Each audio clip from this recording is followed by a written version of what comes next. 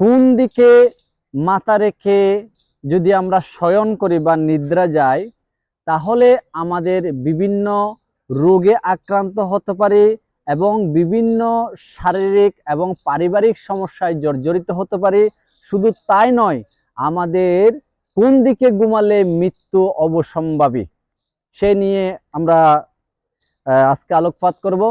তো এই ভিডিওটা অনেক গুরুত্বপূর্ণ, যা আমরা গৃহে অথবা কোথায়ও বেড়াতে গেলে সেখানে শয়ন করি, বা কোথায়ও আমরা পাশ্চাত্য গিয়ে যে কোথায় শয়ন করলে, কিভাবে শয়ন করলে আমরা আমাদের যে প্রত্যেক শারীরিকভাবে মানসিকভাবে আমরা সুস্থ থাকবো, আজকে আমরা জানবো। এবং শাস্ত্র থেকে আমরা সেটা সিদ্ধান্ত দেওয়ার চেষ্টা করব। আসলে এই বিষয়টা অনেকে একটু ব্যঙ্গ করবে, আমি জানি, করার কিছু নেই। আপনি যেদিকেই ঘুমাতে চান না কেন সেদিকে ঘুমান, কোনো সমস্যা নেই।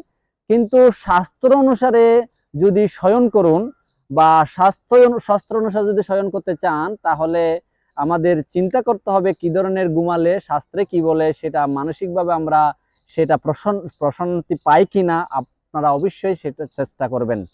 তো আজকে আমরা আলোচনা করব সেই কোন দিকে মাথা রেখে ঘুমালে আমরা সুখ এবং শান্তিতে জীবন ধারণ করতে পারবো। সেই অসুস্থ হতে পারে এবং কি মৃত্যুর ঝুঁকিও থাকতে পারে। তো সেজন্য বিশেষ করে ইসলাম ধর্মের মধ্যে কোনো একটা নির্দিষ্ট করে বলা নেই, কোনো হাদিস বা কোরআনের মধ্যে নির্দিষ্ট করে বলা নেই যে কোন দিকে মাথা রেখে শয়ন করতে হবে। তবে কিছু কিছু ধর্মীয় বক্তা ওনারা একটা সিদ্ধান্ত করেন, যেহেতু মক্কা শরীফ বা হচ্ছে পশ্চিম দিকে বা পশ্চিম হয়ে নামাজ পড়ে, তারা পশ্চিম দিকে মাথা রেখে ঘুমায়, এটা ওনাদের বিষয়, এটা ওনাদের হতে পারে। কিন্তু ওনারা কিছু কিছু আলেম সেটাকে কি করেন, মানে মানে বক্তব্য রাখেন। কিন্তু কোরআন হাদিসে এরকম কোনো নির্দিষ্ট কোনো বিষয় নেই যে পশ্চিমে ঘুমাতে হবে। তো আমরা পশ্চিমে বা উত্তরে দক্ষিণে পূর্বে ঘুমালে, কোন দিকে ঘুমালে সবচেয়ে গুরুত্বপূর্ণ, মানে শারীরিক মানসিক পারিবারিক ভাবে সুস্থ থাকবো, সে সম্পর্কে আজকে আমরা জানবো। তো যদিও ইসলাম ধর্মে একটা কথা বলা আছে, যদি শোয়ার সময় ডান সাইড হয়ে শুতে বলেছে, কিন্তু ডান সাইড হয়ে শুতে বলেছে, কিন্তু কোনো দিক নির্দিষ্ট নেই। তো আজকে চলুন আমরা শাস্ত্র থেকে আলোচনা করি। অর্থাৎ চরক ঋষি, চরক ঋষি হচ্ছে একটা সমাজ ব্যবস্থাপক শাস্ত্র। এই সংহিতার মধ্যে ব্যাখ্যা করা হচ্ছে, নিদ্রেয়তম সুকম দুঃখম পুষ্টি কাশ্য বলা বলম বৃষতা ক্লিবতা জ্ঞানম অজ্ঞানম জীবিতম নচ। চরক সংহিতায় এই শ্লোকে বর্ণনা করছে, আয়ুর্বেদ শাস্ত্র মতে সুখ দুঃখ পুষ্টি কৃষতা বল নির্বলতা বীর্যবর্তা নপুংসকতা জ্ঞান অজ্ঞান জীবন মরণ সমস্ত কিছুই নির্ভর করে নিদ্রার উপর। যদি নিদ্রা যথাযথভাবে হয় তবেই মানুষের জীবন ভরে যায় সুখ আস্থা ও জ্ঞানে। আবার নিদ্রা যদি ঠিকঠাক ভাবে না হয় তবে জীবনের দুঃখ ক্লেশতা এবং নপুংসকতা অজ্ঞানতা তো বৃদ্ধি হয়েই, সেই সঙ্গে স্বাস্থ্য ভেঙে গিয়ে জীবন দীর্ঘায়ু না হয়ে স্বল্পায়ুর কারণ হয়।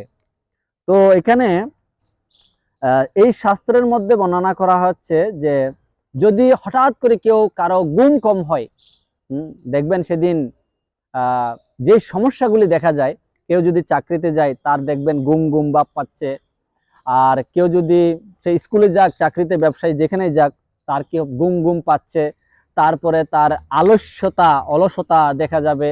তারপরে তার শরীরের যে ভেঙে যাওয়ার একটা চিহ্ন দেখা যাবে। তো সেজন্য ঘুম আমাদের সঠিকভাবে যেতে হবে। তো একদম নির্দিষ্ট করে ঘুম নিয়ে আমি আরেকটা ভিডিও বানাবো, দেখতে থাকুন। আমাদের এই ভিডিওতে যারা আজকের এই বিষয়ে দর্শন করছেন, অবশ্যই সাবস্ক্রাইব, লাইক, শেয়ার করে এবং কোনো ধরনের কৃপণতা না করে, এই ভিডিওটা এত গুরুত্বপূর্ণ, আপনি আপনাদের আত্মীয় স্বজন বন্ধু বান্ধবকে সকলকে এই ভিডিওটা শেয়ার করে দিন, দেখে তারা যাতে নিদ্রায় গিয়ে কুন্দি তাদের যাতে আয়ু হরণ না হয়, আয়ু যাতে তাদের দীর্ঘ আয়ু হয়, সেজন্য আপনি যদি আপনার আত্মীয় স্বজনকে ভালোবাসেন, অবশ্যই এই ভিডিওটা শেয়ার করে দিন। তো সেজন্য এই শ্লোকে বর্ণনা করা হচ্ছে, যদি আমরা নিদ্রা যাই, সেই নিদ্রা আমাদের দুঃখের কারণও হতে পারে, আবার সুখের কারণও হতে পারে। তো এই জন্য আমরা নিদ্রা যাব, কিন্তু কিভাবে আমরা নিদ্রা যাব আজকে আমরা আলোচনা করব। গীতা 6ষ্ঠ অধ্যায় এবং 17 নম্বর শ্লোকে বর্ণনা করা হচ্ছে, যুক্ত আহার বিহারশ্চ যুক্ত চেষ্টস্য কর্মস যুগ স্বপ্নাববোধস্য যুগ ভবতি দুঃখহা। এখানে যুক্ত স্বপ্নাববোধস্য মানে হচ্ছে, যদি আমি অনিদ্রা বা আমি যদি ঘুম ঠিকঠাক না হয়, তাহলে আমার স্বপ্নাববোধস্য মানে হচ্ছে আমার দুঃস্বপ্ন হতে পারে, আমার খারাপ হতে পারে। আর কি, আমি যদি নিয়মিত আহার, নিয়মিত বিহার, নিয়মিত ঘুমাই, তাহলে আমার জীবন হয়ে উঠবে সুখে এবং শান্তি। লঘু স্মৃতিতে একটা শাস্ত্র হচ্ছে লঘু স্মৃতি। এই লঘু স্মৃতিতে কি বর্ণনা করা হয়েছে আমরা জানবো। লঘু স্মৃতিতে বর্ণনা করা হয়েছে, ন উত্তরাভিমুখ সুপাত পশ্চিমাভিমুখ নচ উত্তরে পশ্চিমে এব ন স্বপ্নোদ্দি কদাচন স্বপ্নাধায় ক্ষয় জাতি ব্রহ্মা পুরুষ ভবেত। লঘু স্মৃতিতে বর্ণনা করা হচ্ছে যে ন উত্তর অভিমুখী, আমরা কখনো উত্তর অভিমুখ হয়ে ঘুমানো উচিত নয়, বা কখনো পশ্চিম দিকে হয়েও ঘুমানো উচিত নয়। এতে কি হতে পারে, আমি যদি পশ্চিমে বা উত্তরে ঘুমাতে চাই, তাহলে আমার যেটা হতে পারে সেটা হচ্ছে আমি দুঃস্বপ্ন দেখতে পারি। তো এই দুঃস্বপ্ন থেকে মুক্ত হওয়ার জন্য ন উত্তরে উত্তরাভিমুখ, আমরা কখনো উত্তর দিকে মাথা রেখে ঘুমানো উচিত নয়। এবং কি পশ্চিমাভিমুখ নচ, বলছে পশ্চিমও কখনো মাথা রেখে ঘুমানো উচিত নয়। তাহলে কি করব, যদি আমি ঘুমাই, তাহলে আমি বিভিন্ন রকমের খারাপ স্বপ্ন দেখতে পারি। মেডিকেল সায়েন্স বলছে, কেউ যদি রাত্রে স্বপ্ন দেখে, তার ঘুমের ব্যাঘাত ঘটে। তাই আমাদের কখনো সেই স্বপ্ন, খারাপ স্বপ্ন দেখা উচিত নয়। তারপরে ন কুর্বিত তত স্বপ্ন শাস্ত্রম চ পূর্ব দিকম।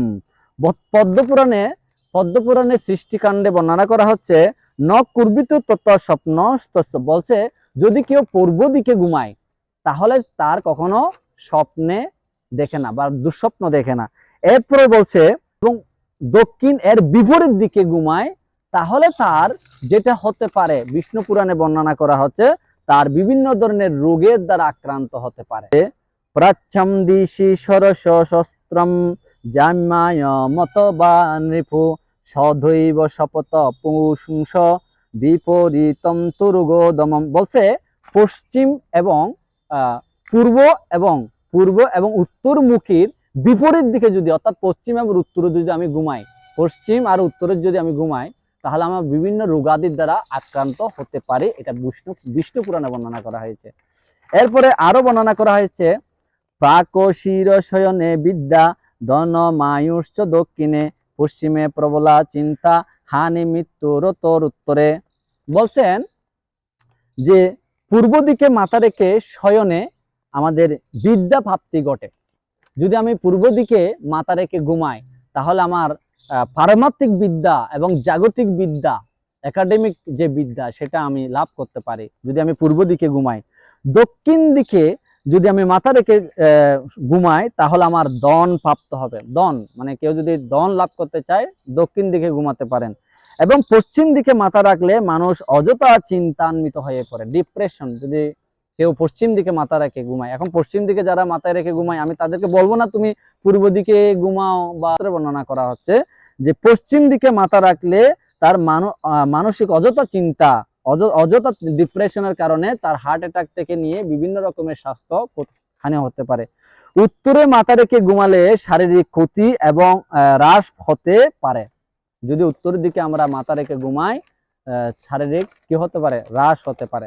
এরপরে বলছে, শাস্ত্রে একথাও বলা আছে যে নিজের ঘরে শোয়ার সময় পূর্ব দিকে ঘুমানো সবচেয়ে ভালো। যদি নিজের ঘরে ঘুমাচ্ছেন,